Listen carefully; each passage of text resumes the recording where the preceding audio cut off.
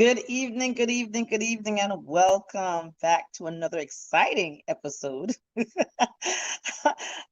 I am the Diva D, and I am from Carved Out Divas, and to my left is One of those directions. I'm April Caldwell, April's Beauty Bar, and we're diversity and equity in, education. And we and are we're being hosted by the fantastic and phenomenal Bianca Goolsby of Teaching for the Culture. Thank you so much, Bianca, for being there for us always. And so, April, my question to you is, how was your past couple weeks? Because we're on once a month now. So how was your past couple weeks? How was last week? look, that's all I can give you for the description without saying just Friday, this past Friday felt like Thanksgiving vacation that was only going to be for 2 days. Listen, that has prompted the listen episodes right before the shower, because I'm telling you, we on this past week was just week 5, right? It feels like December. What about you, Denise?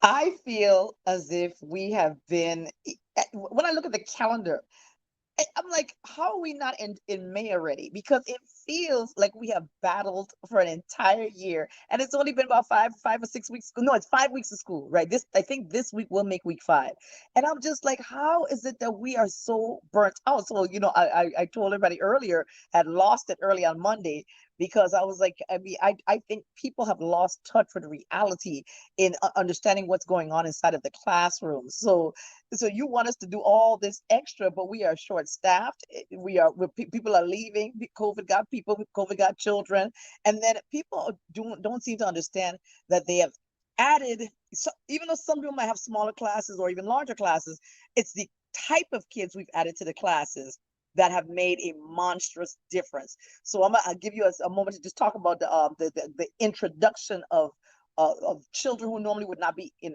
mainstream classes. Tell me about your experience with that. Well, it just never happened. See a we really didn't see that a lot in gen ed classes. For just put it this way, this new way of work that is existing in our district is making it in some cases impossible for some children to receive a quality education where the primary focus is on the content versus behaviors. And that's what we're seeing a lot of in a very small population of children, where, and when I say that, I mean under 300 kids in a grade level. And then you have no more than 5 to 6 kids that have basically shifted the atmosphere of the culture because of their needs not being met coming from the elementary setting. Hence, what does that mean? Well, it's in the elementary setting, you are more likely to be able to meet all the needs in an IEP or in a 504 without any interruptions or the necessity for waiting on somebody to be hired, because it's just middle and high school is just indifferent when it comes to overall meeting the children's needs when it comes to with disabilities. That's just the reality. So what's happening is you will have students that were provided with a one-on-one para, and they also was in a self-contained classroom, now be placed in gen ed classrooms where there are so many stimulants, like more than 5 or 6 kids in the classroom with them. Other children that have, educational needs or supports required, that's not necessarily behavior. Language barriers, you name it. Those things are in part of the variables that's, adding to the more necessity for more than one teacher to be in the room, so to speak. So that's what's happening right now. We have children that it's not their fault. It's not saying it's their fault, nowhere near, not discounting their disability. What we're saying is you got children that have been in self-contained, one-on-one para, not having to walk them, go from class to class, to now they've been just basically, in my opinion, just thrown into middle school. The articulation process didn't happen to a point where the receiving people, like the middle school, did not know all the needs for that child. So it just has become a day-to-day basis that the child's needs aren't being met. And as a result, it's creating just chaos in the classrooms and mental abuse for the teachers and students that are in the classrooms for these children, where their needs about being met. Now, I made a post about it on my page Friday. Not a damn word said, but I'm gonna move on.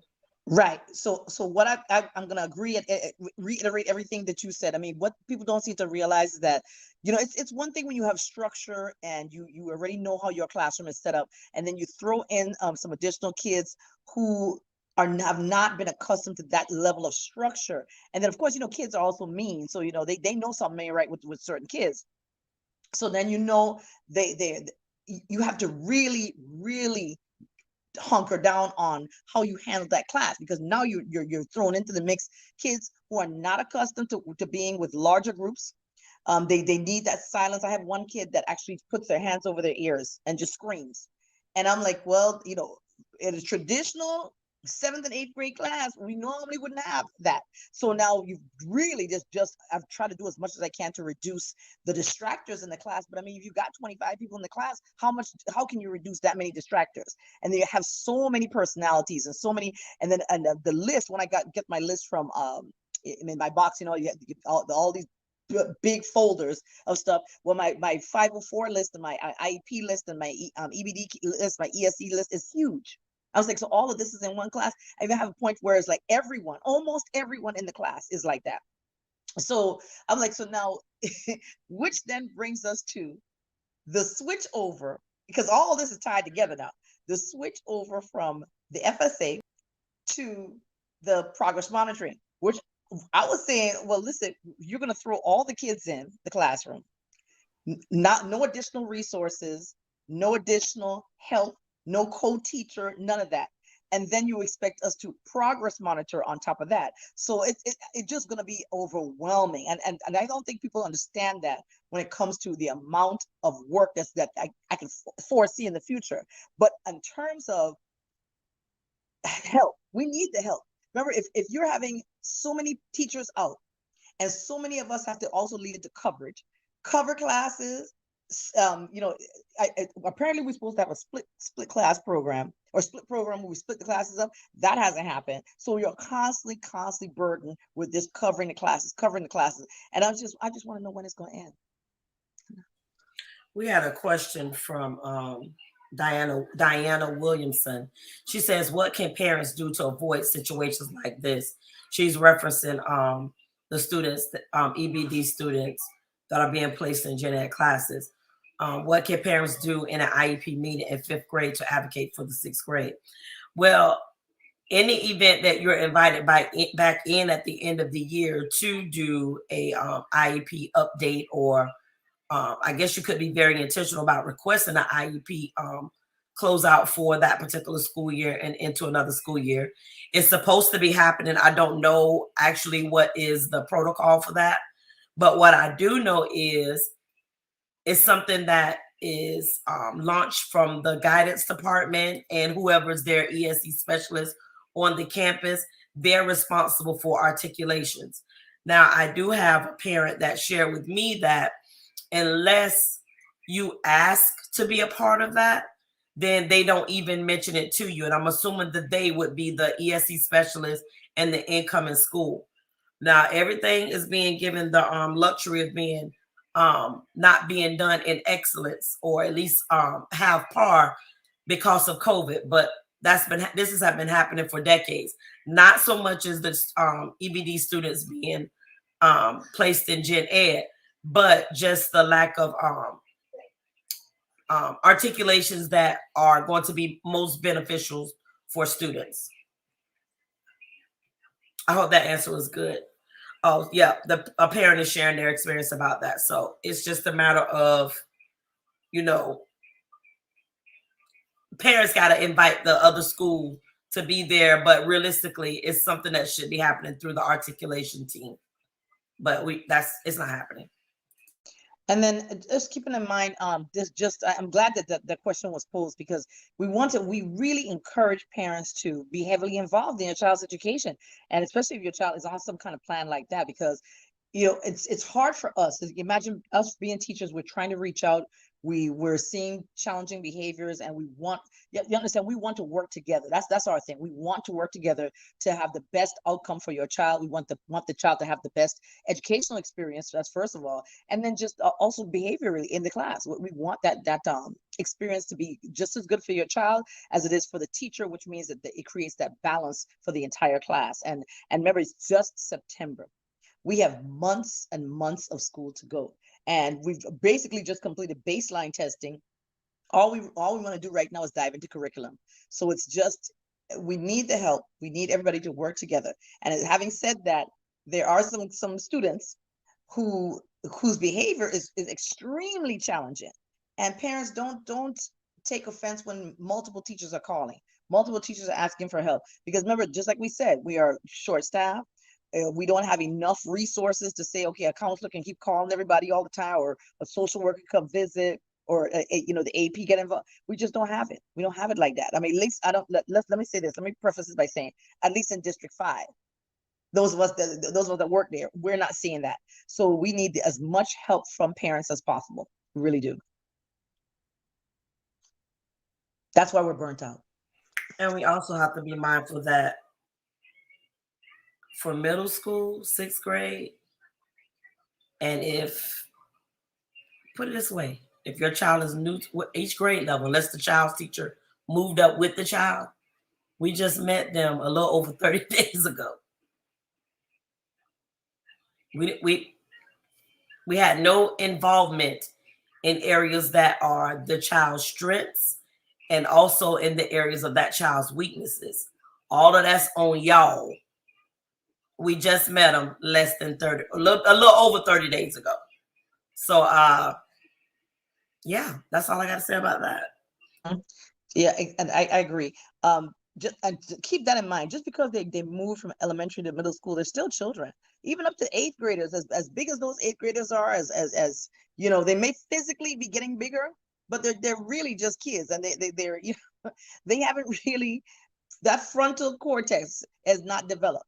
And they will still act out. They will still do crazy stuff. They will still, they're kids. And so they still need that guidance. I mean, yes, they can walk home from school by themselves. Yes, back in the day, they called us latchkey kids. We just have the key and we let ourselves in the house by ourselves. Yes, they can be responsible in that manner. However, still decision-making, that's not really developed yet. So we need to work together to help them make wiser educational choices, but also just wiser behavioral choices. Some of them make poor decisions, and that all goes back also to social media. I would truly say that almost all of the I don't want to call them fights, altercations that have happened in our school have all been based. You can trace it right back to social media. You can trace it right back. And then just the way they handle things, the way they process things, the way they think that that's how it's supposed to be handled, which leads us right into that TikTok thing with the broken bathrooms and the destruction of school property. I mean, those are crimes, right? Parents, those are crimes. Parents, it's not funny. It may be on a TikTok video, but you think about this: when the school closed the bathroom down and your child can't go to the bathroom, your child don't even have the right to call you and say, hey, I need to use the bathroom. Hey, tell your classmates stop destroying the bathroom. Because in my school, they're getting ready to shut them things down. They're like, wait, if y'all want to go in there and destroy bathrooms, what are you going to use? These are your facilities to use. Where are you going to wash your hands? Where are you going to go do number 1 or possibly 2 or whatever, the macaroni days, that bathroom fills up quick. But I'm just saying, what you going to do when you've destroyed what the school has provided for you? Talk to your children. So Diana asks, so are there no autism classes in middle school? A few kids on my block were bused to I'm assuming it says were bused to Oak Grove ASD classes on special buses, but now they just go to Adams with everyone else. It doesn't make sense to me. That's exactly what we're talking about, Diana. So we understand the importance for for all children. Number one, to receive a quality education. We understand that all children have a right to be free of discriminated based on their disability, race, gender. We understand all of that. However, their disability in as it relates to education may have the necessity for additional resources and supports, which then makes them different. Because in a gen ed class, they won't necessarily have a one-on-one para or someone to assist just with the behavior, or a teacher that's trained outside of the basics in autism, a teacher that's trained outside of the basics of IND. Yes, those are the things that we're talking about. For unfortunately, that population of children that we've seen thus far, we can't say it's happened across the district because we don't know, have now been put back in gen ed classrooms, and they are struggling. They are struggling. And that could possibly be because they are in classrooms where academically the majority of the children in the classes are struggling. So it just allude to, you know, more put into behavior every day by the teacher versus actual instruction. Correct. And yes, they, the power that be that made this decision, are well aware of it, because only thing I can base it off of is what, you know, we were told by the ESE specialists that we've spoken to, is that all EBD classes or self-contained classes have been phased out. You just have a couple of centers across the district, but they are highly unfavorable of students being recommended from their home school to be sent to those centers. And those centers are, if I'm not mistaken, in Carver. I think Eisenhower has one, and there's another one, but don't quote me on those schools, but I know it's like 3 or 4 facilities. But it does not go without saying that these children that have been placed at my site, at Denise's site, at Pizzo, at Greco, at, you know, we could name a few of the individuals that we've spoken to. They don't have their resources that was coming from elementary and middle. So now they're stuck, and they're just, some of them are just roaming the halls, screaming, bullying other children, fighting other children. It's bad. And other children are just falling victim or prey in that situation because those children's resources or supports have not been provided to them. And that could be just very well that a parent just haven't been able to been hired. So I know that they recently are hiring what do you call it, COVID tracers. I think that's the only thing that I've recently found that they've hired now. But in terms of support, that's a position that doesn't really even affect the children in terms of that. But what we need is the support, because imagine a class where you've thrown back in kids with severe not the really severe learning disabilities, just with emotional behavior disorders, kids like that. So you just throw 4 of them in a class of 16. Okay, that, unless your structure is A super plus tight, even, and I consider I have great structure in my class. However, just 1 or 2 outbursts, one person say something about their shoes, one person say something about that girl hair, one person it could be any little trigger, they will shut down a class for 5-10 minutes. And so, and that's what people don't seem to understand. Do you know that's why we're exhausted? Because we know we don't have just I don't even have a super advanced class this year. I mean, I have one class that's you could tell they're a little upper echelon, but you're talking about all day long, you're fighting a battle all day long. Like, pretty much I've got a handle on my first, second, and third period class. When 5th period comes, I'm gonna ask for your prayers and intercession. I'm gonna ask for the blood of Christ on 5th period, because I'm telling you, that's a class where they threw everybody that had every letter of the alphabet attached to their name in that class. Everybody. And it's like the battle is daily, not daily in that class. And the struggle is so real. But at the end of the day, I'm exhausted. I'm exhausted. That's why I don't want no meetings at the end of the day. Don't hit me with no meetings. I'm not staying after school for nothing. I'm tired. Because after that class, I mean, I just need a nap. Okay. So I just need you to understand that it is rough. And we don't see an end in sight in terms of saying that, well, maybe we can pull them out, because even the people who are tasked with pulling kids out, all the coaches, they're all covering classes too. So we don't even have a reprieve to say they can pull them out to have small groups intercessions. No one has that opportunity to do that. So you're just getting hit over the head daily, every single day, daily, by that. So just be be patient with us, but also help us. That's what we're looking for. All we're looking for is help. We coming in every day, but just give us the help that we need. Okay, that's all we really can say about that. That's really all we can say. And so again, once again, teachers are burnt out. And what about? So, what's your feelings on this progress monitoring, April? Because I told you mine.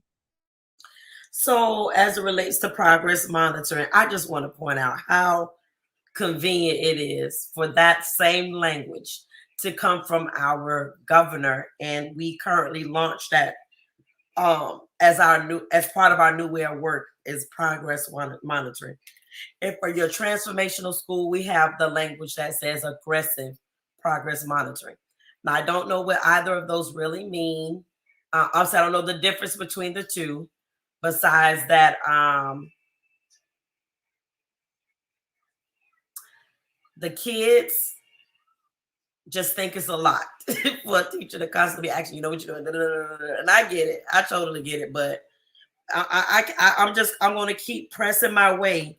I'm going to try it for at least 2 more weeks and see if the results give me what research, according to whomever, said it should show. So I'll give it another 2 weeks. Now, I see that Diana also posed another question, which is, I wonder if this is going on in District 4 and suburbs. That's a great question. That is a great, I wonder myself. What? She says she wondered what we're talking about in terms of the assimilation of the kids into the classes, the additional kids, if that's happening in other districts. That's what she's wondering. Well, what seems very awkward to me, because we also have friends and our colleagues, I'll say, that work out of schools that are in affluent areas, and it appears that they either don't have them to the level of behaviors that we're referencing, and if they do, they have been given the luxury some type of way to have those kids attend the schools that have the centers, I guess, or the classes, or they have their parents, or they have their resources that they need, their supports. But that is a good question. But again, like I said, with progress monitoring, it is a lot of data collection. I know we've done that in the past years ago, or like back in 2003 and 2004, but you do have to collect a whole lot of data. And then progress monitoring also includes things like, records about the child in terms of the behavior, maybe how home life might be, the outside of their academic record, because you want to monitor things that will affect their academic record. Or why is this child performing at this level? Or so it's going to be a lot of data collection. So so keep in mind that they're gonna ask a lot of questions.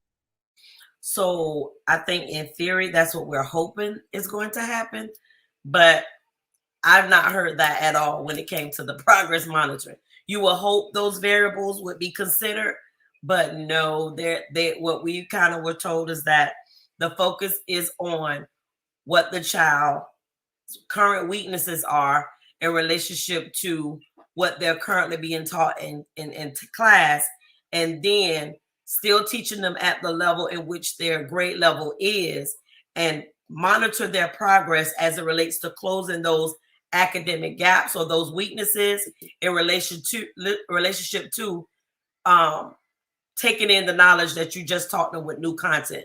So that's what we got from it. They could give less than a care. Let me back up. I've not heard any conversation around if the murder that happened, in their neighborhood, did they know somebody, something like that? Was the helicopters an issue? Was it? I didn't hear anything about that. Your grandma died, and nobody can talk to you. And, I don't think any of those are going to be considered at all. I don't think so. Not when we're willing to kick kids out because their GPA ain't where it needs to be during COVID. So, I really don't think so. Right. And that's something to take into consideration. Like today I ran some reports Because I'm always, trying to figure out where kids are at and why. Well, I ran a report today that showed me I have 6 kids that have already missed 15 days of school. And then, and I'm like, I just need you to understand, kids have missed this much school. We haven't even finished the quarter yet. The quarter ends the second week of October. And a child's missed 15 days of school. Some missed 10, some missed 9. So how well do you think they're going to do? Now, it's interesting, though, going back to certain kids with certain behaviors, that child may have missed a whole bunch of school, but they tested well on that particular test day. So are we keeping them on the roster, or are we keeping that child with behavioral challenges in the class because they test well?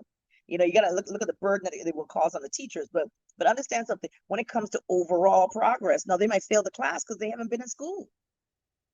And there could be a number of factors why they're not in school. So some of my students who are Hispanic, they actually are translators for their family.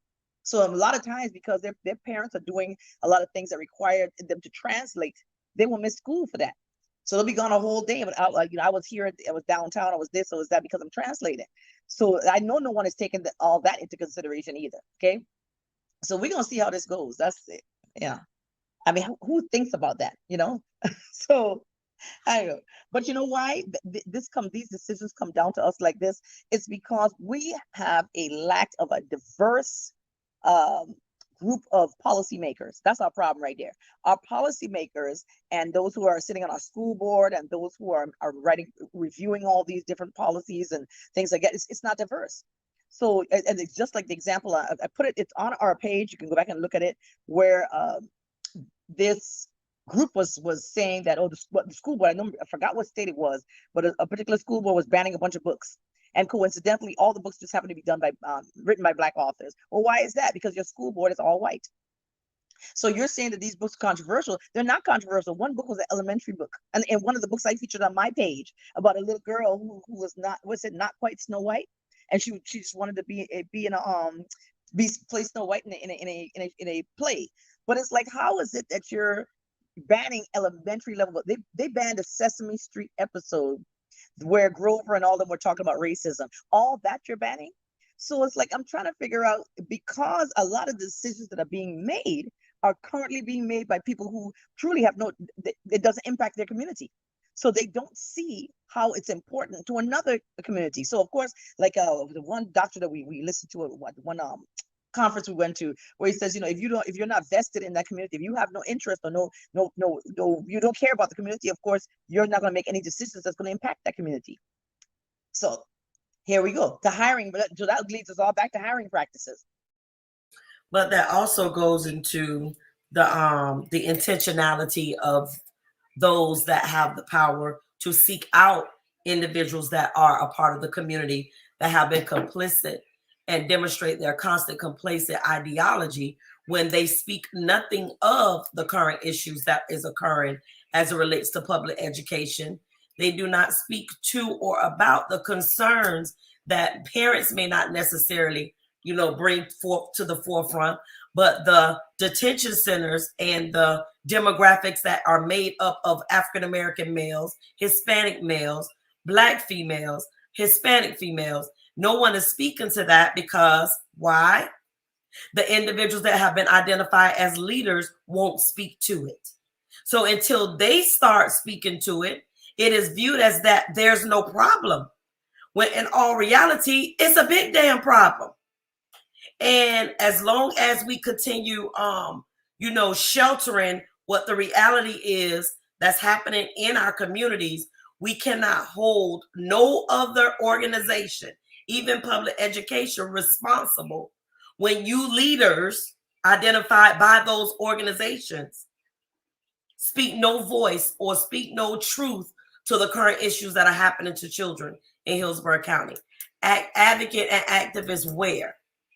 Oh, your extra tickets to different gaming events, your extra invites to political arenas that just give you an opportunity to appear as though you are important. You're not important. You're an actor. Did you say actor like Denzel Washington? Or actress like what's her name? Angela Bassett. Shoot. Yes. Oh, by the way, check out her wax museum, Madame Tussauds. They did that with her wax museum figure. That thing looks like a real thing, okay? But you're absolutely right. because and oh, you know what? I'm so glad you said that because somebody told me don't leave them alone. I said, why leave them alone? They got billions of dollars. I'm going to talk about it. Okay, listen. Yeah. So the Buccaneers loves to give out T-shirts and and create a whole game room for our kids and stuff like that. But we still need air conditioning. We need blinds in the 400 building, with air conditioning in the 700 building. I mean, we need computer cards, by the way. So if you're being generous and donating, then y'all can write that off on tax free. You can write it off as a tax free thing. Buccaneers, since everybody at the game right now, I would like to put it out there that you can provide every single department 2 to 3 laptop cards so that the teachers don't fight to the death like a WWE match for a laptop card, so that we can test the kids, so we can do what we need to do. Because since the district decided to put almost every single textbook now on the internet, so the kids don't have physical books, you expect them to all have access to technology. But guess what? We don't have it. So, and we are a STEM school, so that means we should have it. Okay, magnet school. Are you too? Right, but look, yeah, I ain't gonna talk about. Look, hold on, I ain't gonna talk about the computers that magically disappeared. But anyway, I'm moving on to something else. That was the last administration. Anyway, so I'm just gonna say that Buccaneers fans, since y'all watch the game, you love the Bucs so much, and all the kids got a T-shirt, but all the kids would also need a laptop, an HP laptop preferably, and this teacher right here would like a brand new one as well. Yeah, if God put it on your heart, that's all. If God put it on your heart, I just think that if we're supporting these large organizations, we pouring all this money. Everybody got a Buck flag on their truck. They got the sticker, the T-shirt, the hat, the drawers. I suggest you ask them to give us a laptop card of 3 or 16. Thank you. Well, I guess she said what she said. But Denise, y'all can't complain. Your principal got doggone Super Bowl tickets. But I didn't. That's not the point. I want the ticket. I want to be in the box office. I want to be up on top. I want to raise the flag. I want to do all that. I want to do all that too. Who think I don't want to be air conditioned in the box with all the big ballers? I just listen. Just let me get in there for a Dallas Bucks game, just one time. That's all I need. That's all. You know what question I have for the hour before we move on to something else is, I seen a lot of organizations that was receiving funding for the great works that they do in this district as it relates to children. And you seen them stand before with the checks and all this other good stuff. I just wonder if it's public record to know the actual physical number of the impact of the reach of children that they're doing it for, because we should see a significant change in the area that they are absorbing these dollars from. 33610 and 33605 and 336, I think it's 33610, 33619, and 33605. Those are the zip codes that get the coinages. And it's just also so funny how it's the same organizations all the time being acknowledged by the same major organization. Like, it's weird. But how is the money being dispersed is the question. You're look like Tootsie Roll, the lollipop. How many licks does it take? You'll never know. The world will never know. The world will never know.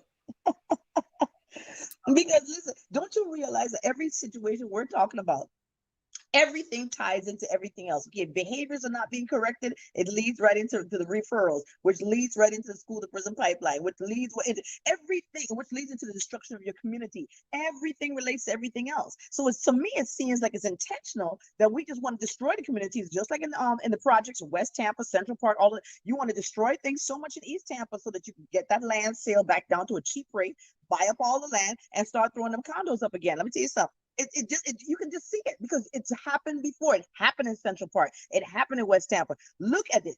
It's like you once you start to devalue everything, you're devaluing the land, you're devaluing the schools, you're devaluing the people. You have no resources. Up to now, we're still looking for a park. They call community meetings, or the community meetings to build another housing project or housing complex. But where's the park for the children? Where's a closer library for the children? Clearly, being that all of your decisions have nothing to do with the children, you don't care. You don't foresee the future. The future is all about economic development, and the economic development with people that do not look like us. That's really what you're doing. And you know how you can tell? Let me tell you something.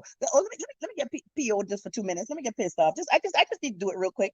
Okay, and April, I don't know if you noticed this, but There are these machines that are in East Tampa right now, funded by the police department, and they monitor your speed. Okay. And when you drive by them, I think, especially on 40th Street, it is your speed limit is 40 to 45 miles per hour, depending on where you're going. There's one over there off of Bush. There's one right down 40th Street. There's one on 22nd. Okay, now when you drive by, and I drove by the one on 40th Street today because I was going to church, it is not calibrated correctly. So therefore, and I made sure I looked at my speedometer. My speedometer showed me I was going 45 miles an hour. That thing clocked me at 62.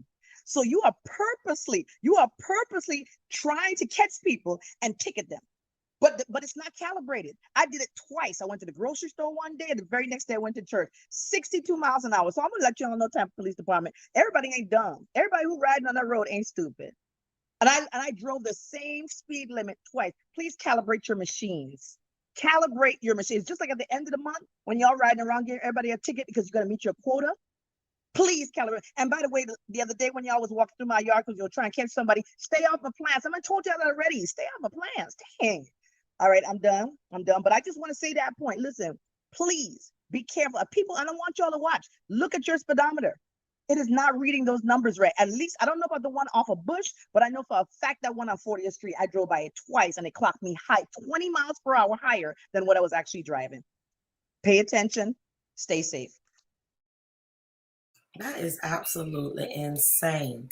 You know, I drive like the grandmother that I have become.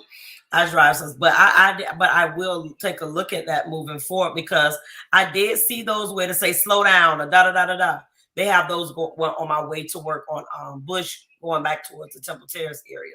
So that is interesting to know. Very interesting to know. I know. So Diana had also mentioned that the district has a specific team under the chief of diversity that works specifically on interventions for attendance and behaviors. I'm gonna laugh for a minute. That's the same people that can't respond to my email, but it's okay. I'm sorry, I said that out loud. But okay, if you talking about that, really? Because I got a lot of questions for that department, a whole lot. But thank you for sharing that. I mean, and listen, yeah. your comment is great.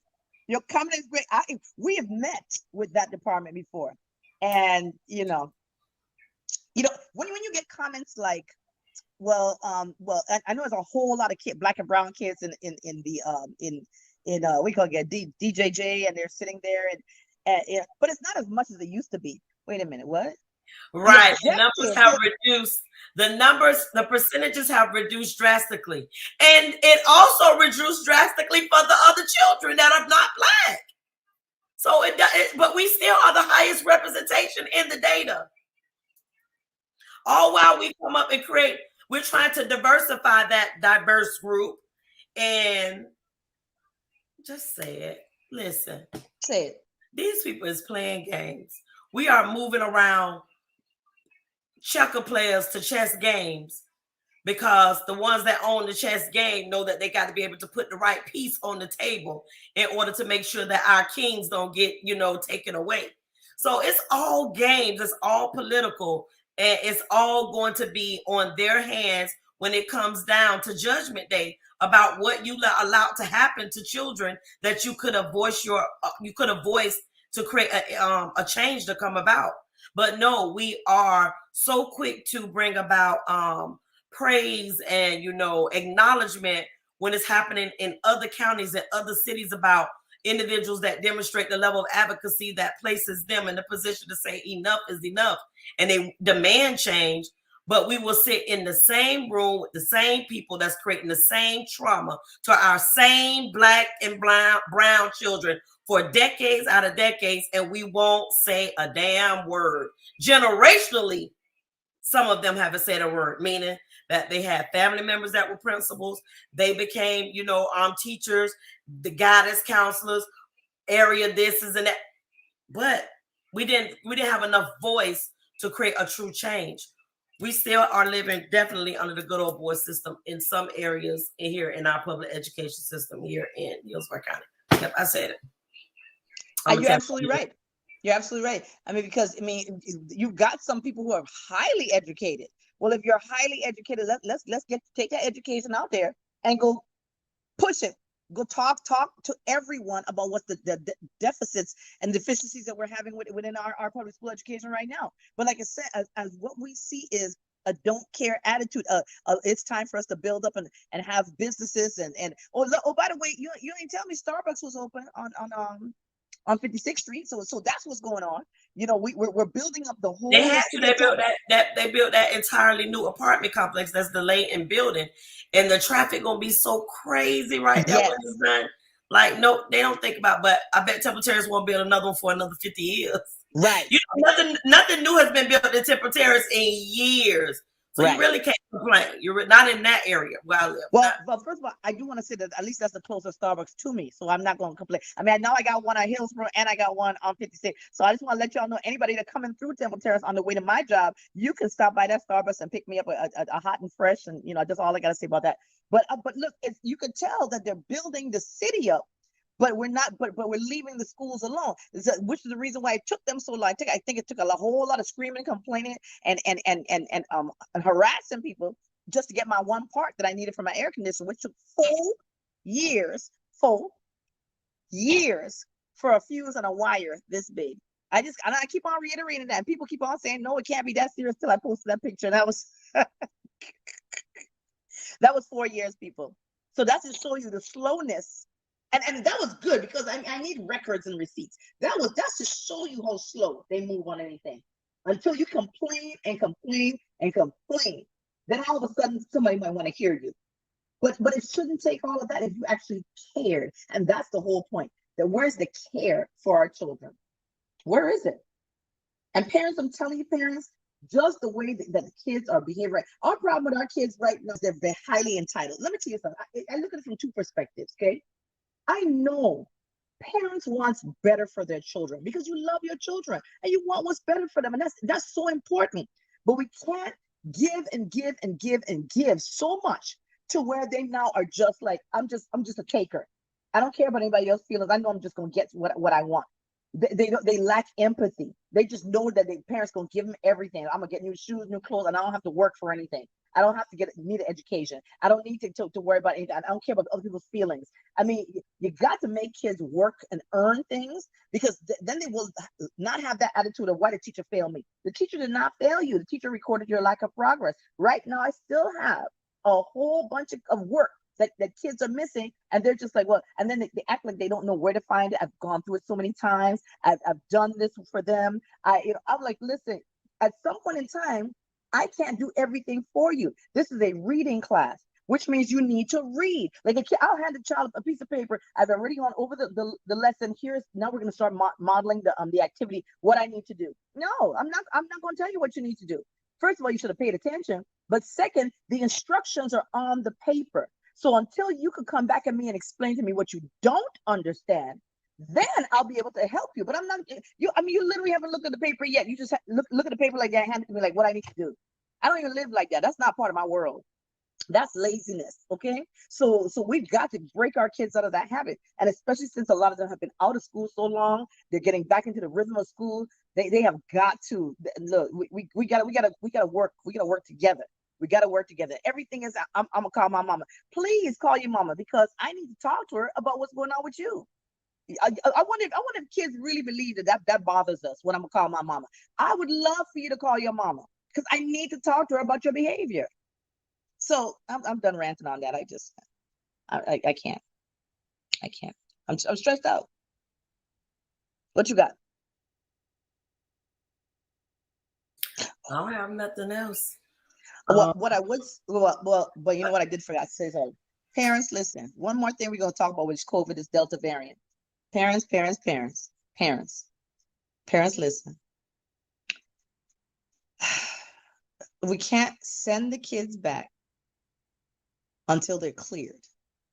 If it says isolation, if the child is supposed to be home for 8 days, 5 days, however many days on the paper, you can't make an executive decision that says he doesn't look bad. He looks okay to me. I'm trying to go to work, and we understand all that. However, that one child could wipe out a whole classroom. Okay, so it's really important that we, really important that if the school says you gotta be home for 8 days, child just got to be home for 8 days. I mean, we can't fight that. There's nothing that we can do to change that. That's just the rule. That's the lay of the land. That's the way it works out. Okay. And please monitor your children's phones, please.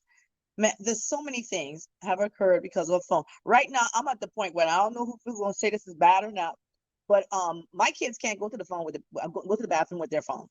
The phones have to be in their bags anyway. But if you ask me to go to the bathroom and you're trying to take a phone with you, no, ma'am, you might well just hold it because you're not going to the bathroom with a phone. But I need my phone. Well, if you need your phone that bad, you'll wait till the end of class and you and your phone and your bag can leave together. But I'm telling you, like, and let me tell you, a lot of them, once I tell them they can't take that phone, they don't need to go to the bathroom anymore. All of a sudden, that pee just ran right back up inside your body and just stayed there. I'm like, that's correct, because you never needed to pee in the first place. You got to understand, they go in the bathroom and create problems. One of them actually closed the bathroom door. Now, our bathroom has that, you know how they have all those stalls, things like that, but you closing the outer door that leads into the bathroom and trying to lock it. So what y'all getting ready to do in the bathroom then? No. So please watch the children phone. And by the way, Sunday night, if they haven't opened that bag up and freshed and Febrezed it and taken their gym shorts out and things like that, this is the perfect time to do that. Please open that gym bag up right now and air it out. And then look for all those crumbled pieces of paper where they said they didn't have homework. I'm quite sure it's on the bottom of the bag. I'm going to implore for you to do that. Please do that, please. Right now. As soon as we get off this thing, right now, go ahead and do that. April. Alicia said, Denise Thomas, why not? Some schools are okay with it. I don't know what she's saying they're okay with. So I don't know. But I can echo exactly to the statement that Denise made about the chaos that has arrived out of some students taking their cell phones to the restroom to meet other students to create chaos or perform or record, planned fights or whatever it is that they're going to do in the restrooms. So in order just to keep down the chaos on the campus that we are employed at, in order to keep the level of chaos down at the job that we work at, in order to make sure that all children are safe, not some, but all, it's very important that we, do what's best in the interest of keeping down the chaos. Because some schools have more chaos than others. Some schools have more chaos than others. So I just don't, me too, I tell them, nope, you don't need to take your phone, you can leave it right there on the desk, or you can put it in your bag. No, we're not taking phones to the restroom. No. And if it's an emergency, you get a pass to the office to call home. Right. If it is an emergency, you can call, go to the office, call your parent from there. But you have to understand, if they want to take their phones to the bathroom, it's early in the day, third period or something like that. We still got all the way till seventh period. So they could be creating all kinds of drama, setting up all kind of fights, getting ready to do all kind of TikTok videos, all that stuff. And remember, you got to think about it. If you have pride in your work environment, or you at least just care about the school that you work in, these kids are putting videos out from the school. They're making the school look bad. So it's like, okay, do they care about the school that they go to? I mean, you got to look at that from the overarching big picture. They're giving the school itself a bad reputation. So that's part of the reason I'm not trying to help add to that drama and add to that chaos. I'm just going to be like, look, you just can't take your phone. I mean, hey, if another teacher let you do it, I just know that during the hour time that you were in my class, that whatever video you were trying to record didn't get recorded in my classroom. It didn't happen in my class. That's all I know. That's one thing I do know. The timestamp is never going to say that it happened during my class period. That's just me protecting me. Okay. All right. So I think that's really all I have. That's all. No, I think that's it, right? Yeah. Anything else you wanted to add, April? That's basically it, outside of us both being able to launch our mentorship programs that we are housing in the schools primarily this year. There will be some outside events that we may be able to collaborate on. I figure, heck, we in school, they're able to do everything in school, then a couple of field trips here and there will not hurt. But I know for me, with Blueprint for Girls, I'm strictly only doing it for students at the site this year, because it's just a challenge to hunt down some parents, beg them for the kids to do.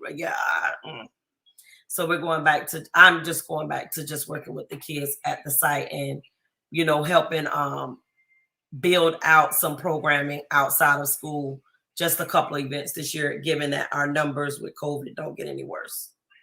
I agree with you. We started working on some things as well, and it will primarily be in school.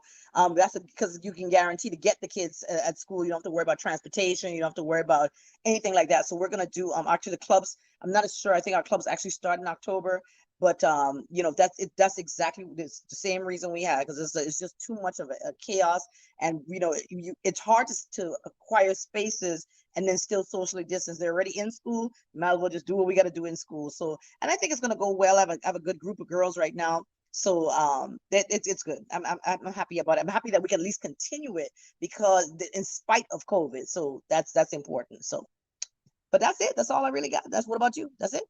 That's it. Hey, listen, we would like to thank you all this evening for joining us. Thank you all for the comments. And there's a lot of comments on here. I know that we cannot see on YouTube when the comments that are posted over there, but we will respond at some point in time. But thank you again, everyone, for joining us. I am the Diva D from Carved Out Divas, and Miss D Reads, and April is April Cobb at April's Beauty Bar.